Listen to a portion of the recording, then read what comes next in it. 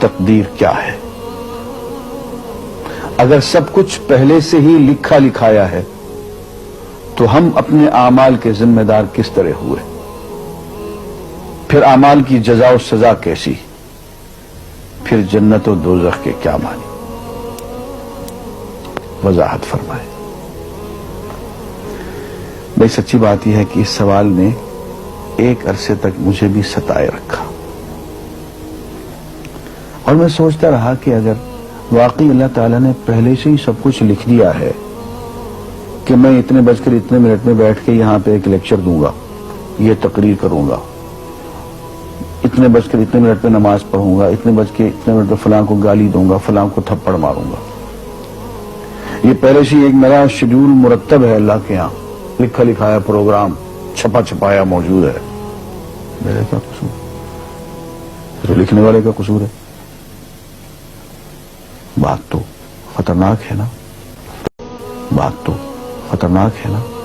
تقدیر کیا ہے؟ عربی میں اس کے لیے ایک لفظ لکھا جاتا ہے دینی کتابوں میں، علم اللہ السابق، اللہ کا علم جو پہلے سے اسے حاصل ہے۔ اللہ کو معلوم ہے کہ آج میں اتنے بج کر اتنے منٹ پہ اپنی مرضی سے، اپنے ارادے سے، اپنی آزادی فکر اور آزادی عمل پہ، عمل سے کام لیتے ہوئے یہ کام کروں گا۔ اب بھائی کام تو میں اپنی مرضی سے کر رہا ہوں، اپنی آزادی سے، اپنے ارادے سے کر رہا ہوں، لیکن اتنی سی بات تو مانو کہ اللہ تعالیٰ علام الغیوب ہے، علیم بذات الصدور ہے۔ مجھے اپنے بارے میں پتہ نہیں ہے کہ کل 10:10 پہ میں کیا کروں گا، اس کو پتا ہے۔ مجھے اپنے بارے میں پتہ نہیں ہے کہ میں 10 سال کے بعد کہاں ہوں گا، کیا کر رہا ہوں گا، فلاں بج کے فلاں منٹ، اس کو پتا ہے۔ اس کو میرے آزادانہ، خود مختارانہ، فری ول کے ساتھ کیے ہوئے اعمال کا پتہ ہے کہ میں اپنی مرضی سے، اپنے فری ول کے ساتھ، اپنے ارادے سے اتنے بج کر اتنے منٹ پہ کیا کروں گا۔ یہ اس نے اپنے ہاں لکھ رکھا ہے، اس لیے اس کو پوری کائنات کا نظام چلانا ہے۔ اس کا علم جو ہے وہ صحیح ہے، لیکن اس کا علم میرے ارادے سے نہیں ٹکراتا ہے۔ یہ بات میں ایک مثال سے سمجھاؤں گا۔ میرے ساتھ ایک واقعہ پیش ہو گیا، اس دن مجھے تقدیر سمجھ میں آ گئی کہ ہوتی کیا ہے۔ 1971 کی بات ہے کہ یہاں اکاؤنٹنٹ جنرل آفس میں ڈپٹی اکاؤنٹنٹ جنرل تھا۔ اس زمانے میں ایک مشہور نجومی تھا شیخ صادق، یہاں قلعہ گزر سنگھ میں رہتا تھا۔ وہ پتہ نہیں بیچارہ زندہ ہے یا فوت ہو گیا۔ انہوں نے دروازہ کھولا، میرے کمرے میں آ گیا۔ کہاں صاحب ہم آپ کی خدمت کرنا چاہتے ہیں، ہم آپ کو مستقبل کے بارے میں کچھ بتانا چاہتے ہیں۔ میں نے کہا میرے پاس فضول باتوں کے لیے وقت نہیں ہے، میں علم نجوم وغیرہ کو، اس قسم کی یہ فضول باتوں کو میں نہیں مانتا ہوں، مشغول آدمی ہوں، ان چکروں میں مجھے مت ڈالو۔ اس نے کہا سر مجھے صرف 1 منٹ تو آپ دے دیں۔ میں نے کہا ہاں 1 منٹ دیتا ہوں۔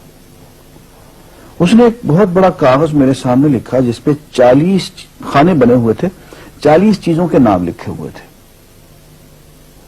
مختلف چیزوں کے نام، کتاب، قلم، اینک، کاپی، دوات، پینسل، میز، بادل، برکھا، مسجد، مندر، ایسی ایٹ رینڈم چیزوں کے نام، 40 چیزوں کے نام لکھے ہوئے تھے۔ وہ کہنے صاحب آپ ان میں سے کسی ایک چیز پہ انگلی رکھ دیں یا اس کا نام آپ اس کاغذ پہ لکھ دیں۔ اور مجھے یہ کہتے کہتے اس نے ایک پیس آف پیپر میری میز سے اٹھایا اور اس پہ کچھ لکھا اور اس کو یوں الٹا کے رکھ دیا۔ میں نے کہا تم نے یہ کیا کیا؟ کہنے لگے جی میں نے وہ چیز لکھ دی ہے، وہ نام جو ابھی آپ لکھیں گے۔ تو اب میں پریشان ہو گیا۔ تماشا کی بات ہے نا کہ جو چیز میں سوچ سوچ کے اپنے ارادے سے، اپنی مرضی سے ابھی لکھوں گا، اس نے پہلے جو لکھے وہاں رکھ چھوڑ دیے میرے سامنے۔ اب میں سوچ میں پڑ گیا کہ یار وہ چیز لکھوں جو اس نے نہ لکھی ہو، کبھی میں اس کا ارادہ کروں، کبھی اس کا ارادہ کروں، تنگ آ کے آخر میں نے کسی ایک چیز کو لکھ دیا کہ میری یہ ہے۔ اس نے جب وہ الٹایا تو وہ وہی چیز نکلی۔ اب پتہ نہیں یہ کیا چکر تھا اس کا، خدا ہی جانے۔ کوئی اس کا علم ہوگا، کوئی فن ہوگا، کوئی تک بازی ہوگی، تک بندی ہوگی کوئی. لیکن اس دن مجھے پتا چلا کہ یار اس کو جو کچھ میں نے لکھا ہے اپنے ارادے سے لکھا ہے، اپنی مرضی سے لکھا ہے، اس سے پابند ہو کے نہیں لکھا. کبھی اس میں انگلی لگاتا تھا، کبھی اس پہ آخر چن کے ایک لکھا میں نے. لیکن اس کا وقت کو پہلے سے پتا تھا کہ میں کیا لکھنے والا ہوں، اور اس نے پہلے سے وہاں لکھ کے رکھا ہوا تھا. میں نے کہا یار ایک محدود علم والا آدمی میرے آئندہ کے اعمال کو اپنے ہاں لکھ کے رکھ سکتا ہے. چن کے وہ عمل میں اپنی مرضی سے کر رہا ہوں، اپنے ارادے سے کر رہا ہوں، کوئی مجبوری نہیں ہے اس میں. لیکن وہ میری مرضی والا عمل، میرے اپنے ارادے سے کیا ہوا عمل، پوری آزادی کے ساتھ کیا ہوا عمل، اس نے پہلے سے اپنے یہاں لکھ کے رکھا ہوا. یار اگر یہ انسان کر سکتا ہے تو رحمان کیوں نہیں کر سکتا؟ اس نے میرے سارے اعمال جو میں آئندہ چل کے کرنے والا ہوں، وہ سارے کے سارے اعمال اس نے اپنے یہاں لکھ کے رکھے ہیں. اس کو انتظام کرنا ہے، میرے رزق کا انتظام بھی کرنا ہے، آگے میری زندگی، میری موت، میری قبر میں اکوموڈیشن کا پتہ نہیں کہاں کا میرے اس نے انتظامات کرنے ہیں.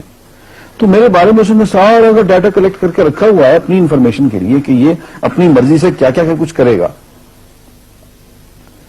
تو اس کے لکھے ہوئے ہونے سے میری مرضی ختم نہیں ہوتی، میری ذمہ داری ختم نہیں ہوتی، میرا ارادہ، میری فری ول ختم نہیں ہوتی.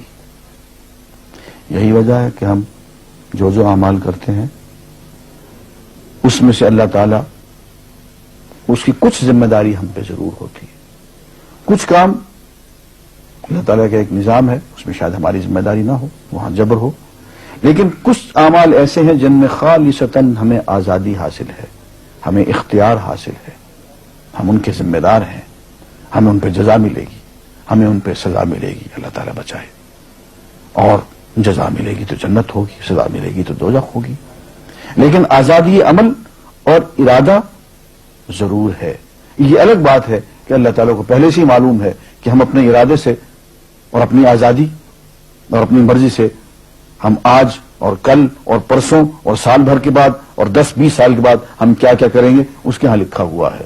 وَعِندَهُ عِلْمُ الْكِتَابِ، اس کے ہاں سب کچھ لکھا ہوا ہے. لیکن ہم جو کرتے ہیں اپنے ارادے سے کرتے ہیں اور اس کے ذمہ دار ہیں. وآخر دعوانا الحمدللہ رب العالمین.